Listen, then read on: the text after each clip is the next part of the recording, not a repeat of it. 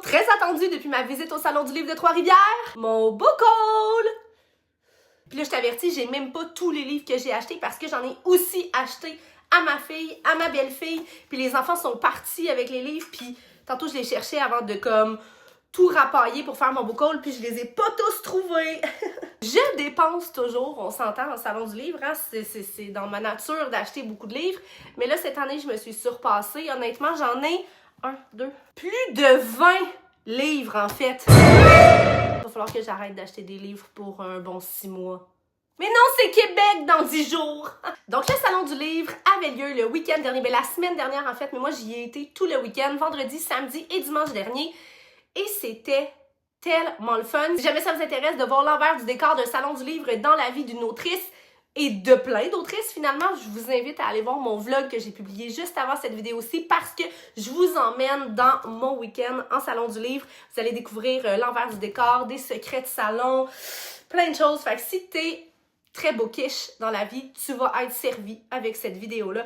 Et là, on passe tout de suite à mes achats du Salon du Livre de Trois-Rivières. Chez les éditions Hors Ligne, une division en fait de la maison d'édition Ediligne que j'affectionne particulièrement, je me suis procuré Le Dernier Casier de Sarah Clavet, un roman horreur jeunesse. Pourquoi horreur jeunesse? Eh bien, j'adore les livres d'horreur, mais le jeunesse est un peu plus adapté à mon niveau de trouillardise. Ça se dit-tu ça?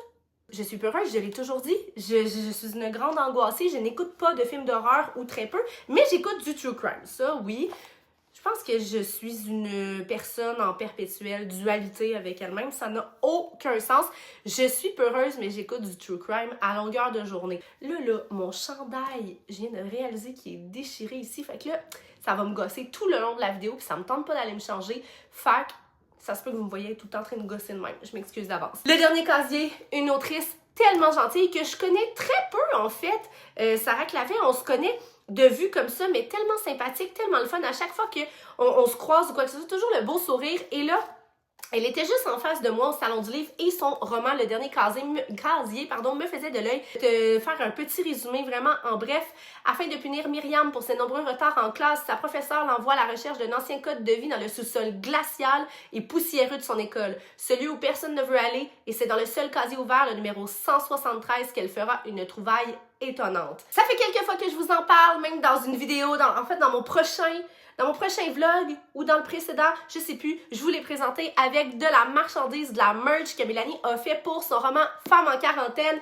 Style rom-com, légère mais quand même émouvante, qui fait du bien. Je ne l'ai pas lu, mais je connais assez en fait la thématique du roman pour vous en parler parce que Mélanie est mon amie et j'ai été avec elle tout le long du processus d'écriture. Tu sais, on se parle beaucoup, en fait tous les jours. Alors elle suivait l'écriture de mon roman Tourment et moi je suivais l'écriture de son roman Femme en quarantaine. Et comme j'aurai 40 ans dans très peu de temps, en fait le 10 mai prochain, mon Dieu, la thématique me parle encore plus. On dirait que ça va m'aider à passer à travers ce mois-là de mai qui... J'adore vieillir, c'est un privilège vieillir, mais je vous avoue que le 40 ans me rentre un petit peu dans le corps.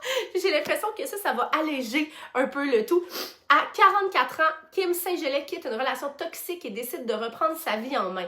Pour la première fois, elle emménage seule et se lance dans l'inconnu. Rapidement, ses deux nouvelles voisines, des femmes hautes en couleur aussi drôles qu'attachantes, deviennent son ancrage et lui offrent une solidarité inattendue. Ensemble, elles partagent leurs failles, leurs désirs et leurs victoires, portées par l'énergie et les doutes propres à la quarantaine.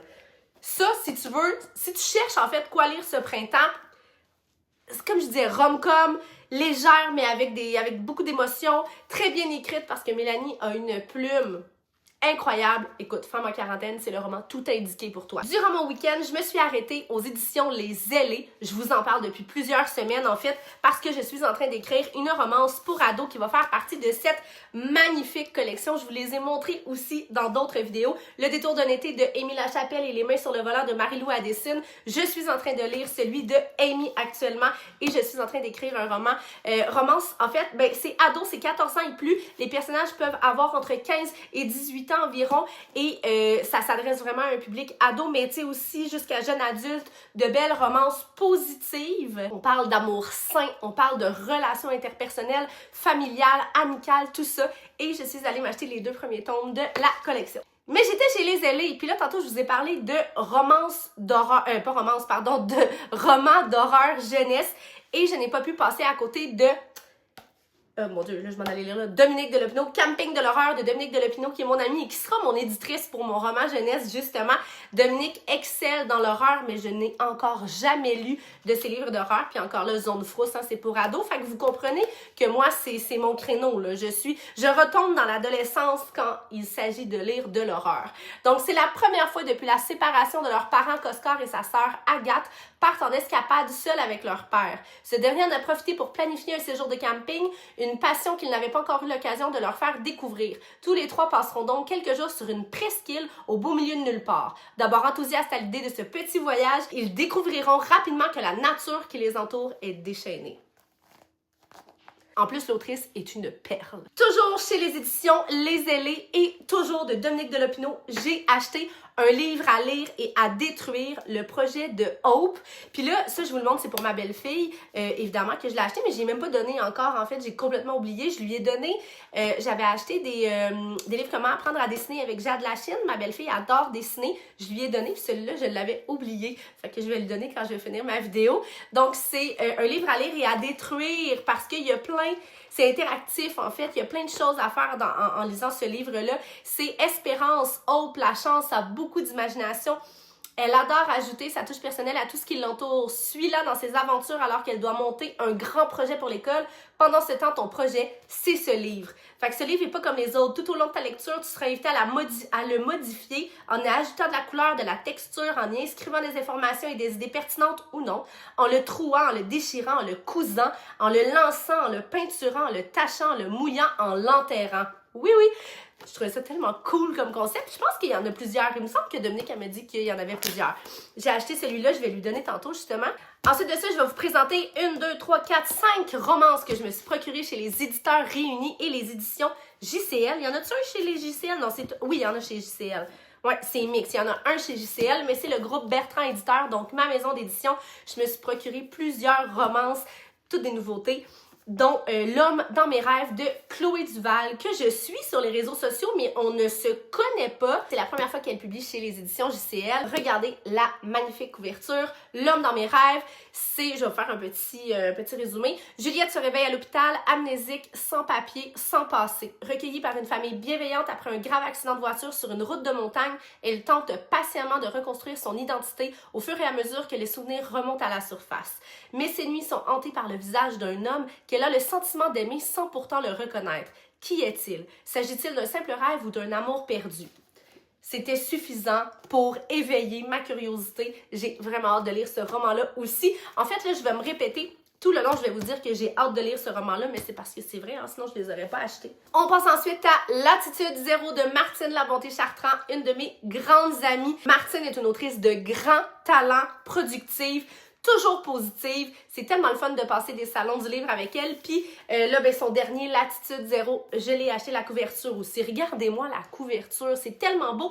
Et ce qui a inspiré Martine à ce roman-là, c'est un voyage qu'elle a fait avec sa sœur et elle est allée visiter une plantation de café. Latitude Zéro est le nom d'un café. J'en parle dans mon dernier vlog au Salon du Livre, mais c'est un café situé à Varennes, justement. Et Martine m'a fait l'éloge de ce café-là. Elle est allée visiter la plantation, donc je te lis rapidement le petit résumé. Nora a consacré sa vie à préparer sa succession à la tête des cafés noirs purs. Pourtant, lorsqu'elle se voit enfin confier l'ouverture d'une nouvelle succursale de l'entreprise, la joie attendue ne se manifeste pas. Seule et en proie au doute, elle sent que son père ne croit pas vraiment en elle, ce qui la frustre profondément. Un jour, pour échapper à la pression, elle se promène dans le quartier et découvre un charmant petit café. Là, elle se lie d'amitié avec Cathy, la propriétaire, qui lui raconte tout de la ferme familiale en Équateur, et de sa plantation de café. Martine est une grande voyageuse. Je sens qu'on va ressentir énormément le voyage en Équateur ici. Belle histoire, je pense, d'amour qui va faire du bien. J'ai vraiment hâte encore, ben oui, je me répète, de lire ce roman. Pas mal le seul et unique roman qui n'est pas québécois dans ma pile que j'ai acheté ce week-end. Les étoiles dans tes yeux de Justine Brajou. Et c'est une réédition faite chez les éditeurs réunis. Je ne connais pas l'autrice, j'en ai entendu parler. Je suis tombée en amour avec la page couverture et le résumé va comme suit. Elena Dawson, brillante astrophysicienne à la NASA, voit sa carrière basculer après un accrochage avec ses supérieurs. Envoyée en exil scientifique dans un observatoire isolé au cœur des montagnes chiliennes, elle doit partager son quotidien avec Yann et avec Jan DeWitt Bukater. DeWitt Bukater. Et c'est facile à dire. Un astronome reconnu pour son talent et son caractère farouchement indépendant. Donc, une autre romance à mettre dans ta pile à lire pour le printemps. Je poursuis avec le petit atelier des âmes brisées de Josiane Bissonnette. Encore une fois, une de mes belles amies. Josiane qui a un cœur grand comme le monde, qui a une plume réconfortante, qui fait du bien et qui récidive ici avec un roman très introspectif. Je suis impatiente de le lire. Je suis certaine que c'est un roman qui va me faire du bien à lire au bord du lac cet été. En fait, c'est l'intention que j'ai de le lire au bord du lac cet été. Rose peine à se remettre de la mort récente de Bernard, son âme sœur. À la lecture du testament, elle découvre avec stupeur que son mari a légué son atelier d'ébénisterie à Mathis, un de ses anciens apprentis. Ce dernier traverse pourtant une période difficile lui aussi. Entre la future naissance de son enfant et la lutte qu'il mène contre l'alcool, il doit apprendre à assumer ses responsabilités. Hérité de l'atelier devient pour lui une chance inattendue. Ophélie, de son côté, se sent perdue depuis que sa fille a quitté le nid familial. Elle ne trouve plus de joie dans sa relation avec Julien. Le souvenir de Rose, qui savait guider les âmes meurtries, ressurgit alors. Est-ce que vous sentez la vibe? Dans ce lieu où on cherche à réparer ce qui semble brisé, Rose, Mathis et Ophélie apprendront que les cœurs peuvent cicatriser et que les destins souvent ne se croisent pas par hasard. Oh! Le tome 1 du clan de Julie Rivard, parce que le tome 2 vient de sortir où il sort. Oui, il est sorti. Il était là au Salon du Livre. Ben oui. Et là, je suis mêlée dans les dates, mais je pense qu'il est sorti. Il me semble qu'il est sorti. Donc, le clan de Julie Rivard, Vic et Janie. Mon Dieu, Julie est tellement fine, cette fille-là, est tellement drôle, en plus, pétillante. Ça fait plusieurs années qu'on se côtoie dans les salons du livre, tout ça, puis on n'a pas souvent la chance de s'asseoir et de parler, puis là, on a soupé ensemble en fin de semaine. Ça a été un super de beau moment, tellement le fun. Elle est inspirante, c'est fou, puis son sens de l'humour, là, tellement parfait.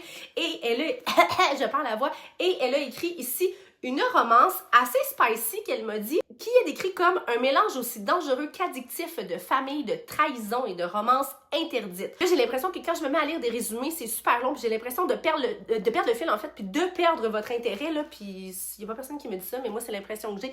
Fait que je vais me dépêcher de te lire la courte Hey, je déparle, ça n'a pas de bon sens, j'ai tout mis mes mots dans mon roman. La courte description de Julie Rivard est l'auteure des populaires séries La Maison des Levasseurs et Les Hôtesses de l'air. Cette fois, elle redonne vie à Mezza Morta, une de ses premières séries alliant crime et romance. Avec ce premier tome remis au goût du jour, elle plonge le lecteur dans le monde interlope moderne où tous les coups sont permis, même en amour. Pour finir dans les romans que je me suis procurés pour moi-même, je me suis acheté Une tempête nommée Bête, publiée chez Saint-Jean de Catherine Cloutier-Charette. C'est la couverture qui m'a interpellée et quand j'ai lu le résumé à l'arrière, très très court, tout de suite, ça m'a happée, j'ai trouvé ça original. Comme ça, un après-midi en pleine tempête de neige. Pourquoi? Pour aller où? Son amoureuse des 20 dernières années n'a rien vu venir. Bette était toute sa vie. Ce départ lui cause une peine immense, une détresse sans nom. Que s'est-il passé pour que sa douce la quitte si brutalement? Une tempête nommée Bette raconte tout en émotion la reconstruction d'une femme brisée. Moi, j'aime ça, les gens brisés. J'aime lire des histoires de reconstruction. Avec vulnérabilité, mais aussi avec force, elle se pose mille et une questions sur son identité, sur son avenir. Combien de temps, combien de larmes lui faudra-t-il pour guérir, pour renaître? Et là, je suis passée chez les éditions Victor et Anaïs. Là, j'en ai une petite quantité. En fait, j'en ai juste 5 dans mes mains, mais j'en ai acheté beaucoup plus que ça.